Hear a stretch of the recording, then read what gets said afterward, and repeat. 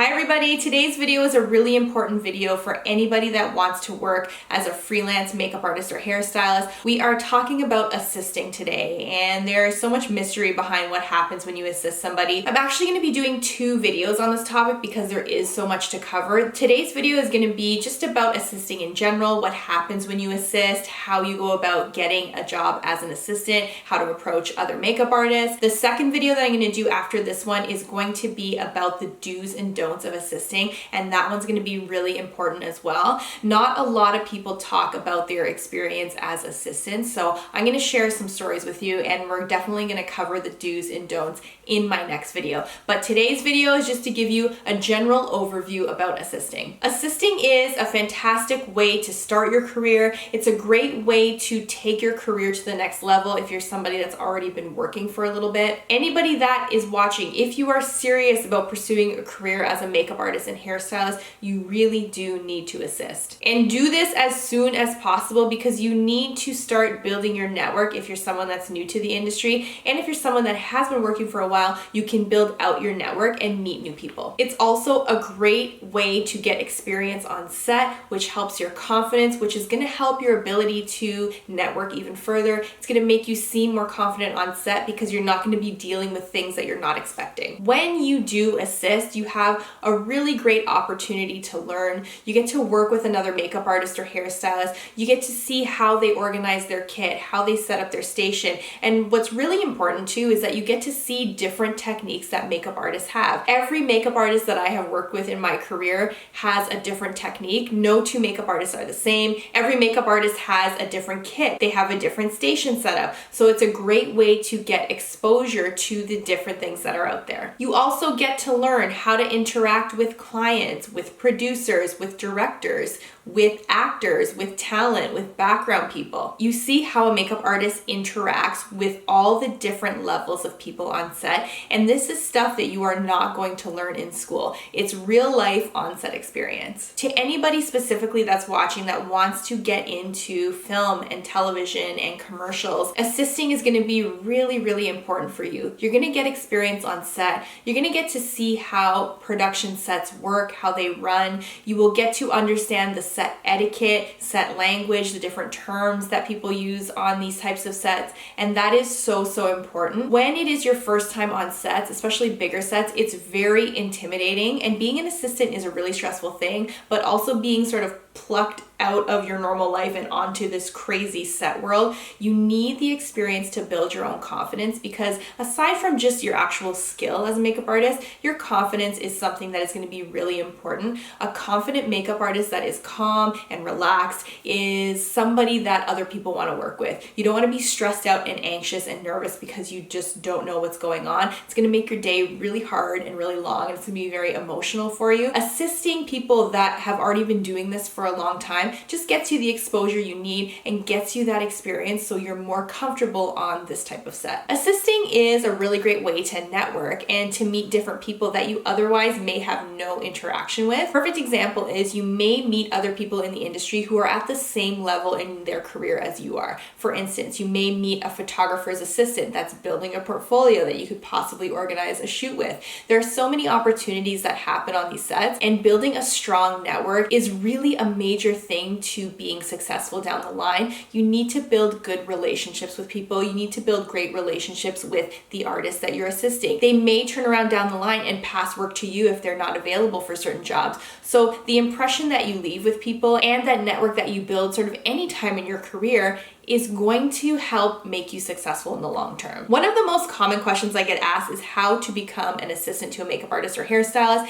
And this is something that's actually really hard for me to answer because it totally depends on where you live, where you're located, how mobile you are. Maybe you work in a market that's really busy. Maybe you work in a market that's slow for makeup artists and you may not be able to find a lot of assisting work. This work does exist, but regardless of what's happening where you live and regardless of who you're reaching out to, they're gonna ask you to provide a portfolio. Many videos ago when I talked about building your portfolio, you need to have some sort of online presence that demonstrates your work, and you need to show well-rounded, well-curated pictures in your portfolio. So I talked about no crazy makeup, no crazy hair, really clean, beautifully shot images in your portfolio will get you noticed by other makeup artists, and it's better for you in terms of attracting your own clients and networking. Make sure that whatever pictures you put up are really well thought out and they are great pictures of your work and they show off your work in a positive way. Don't be putting up crazy stuff, feathers and diamonds and like crazy stuff for Halloween. These types of shoots are so fun to do, but generally speaking, when clients are looking to hire you, when makeup artists are looking to hire you as their assistant, they're not looking for this crazy stuff. They want to see, can this person do beautiful skin? Can you do simple hair? Whatever it is, whatever you're putting up on your social media, on your website, just make sure to curate it properly. When you reach out to people for assisting jobs, they definitely will ask for this. Most likely you're going to be connecting with people through email or through social media. Always provide this link right away. Don't wait for them to ask you for your portfolio. Introduce yourself, let them know you're up for assisting, and include a link to your portfolio when you initially contact whoever it is that you want to assist. You can also reach out to agencies that rep hair and makeup artists in your area if that's something you are interested in. This is a great way to get assisting work. It's also a great way to get exposure to the agency setting. You can start building your relationship with different agencies. You can start to meet and assist some of their artists who are a little bit higher up and work with bigger clients. If you are somebody watching right now that knows that they want to eventually work towards agency representation, assisting is a perfect way to start. So if you do have agencies in your area that rep hair and makeup artists, email them, mention that you want to assist, and include that link to your portfolio and social media so they can see some of your work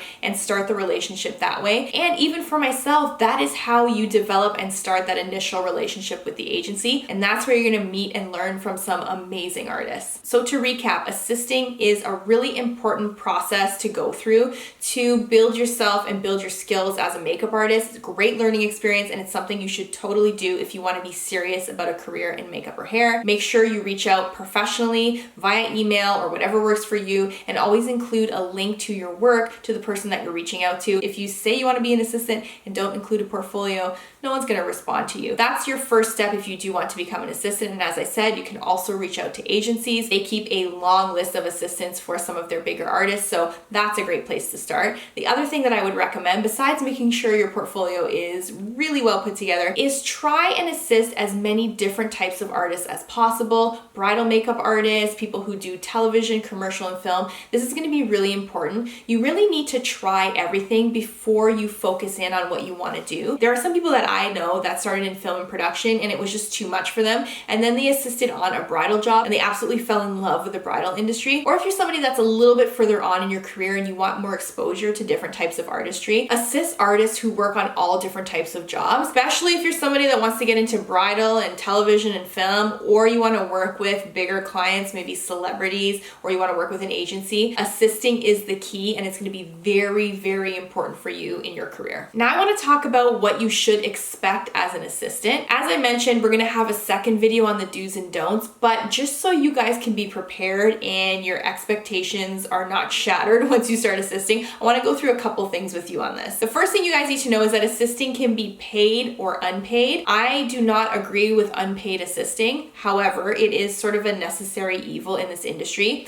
especially if you're someone that wants to assist on magazine or editorial shoots or just creative shoots that people are shooting for their books. Most likely this type of assisting is going to be unpaid because the people that are shooting it themselves are not getting paid. So please be aware of that. Do not expect to be doing a full face of makeup. Don't expect to be working on the main talent. These are things that you need to be prepared for. You will assist on shoots and you will not touch anybody's face for the day. As an assistant, you are there to support the key makeup artist that's on set that day. You are there as an extra set of hands. On larger sets, you may only be doing touch-ups. You might be just watching for shine on set. Every artist has a different way of working with their assistants, so please don't be surprised if you get to set and you do not even touch a makeup brush for the entire day. And to talk a little bit more on that point, every artist does have a different way of using assistants. So what you do with one makeup artist may be completely different different than how you're assisting another makeup artist.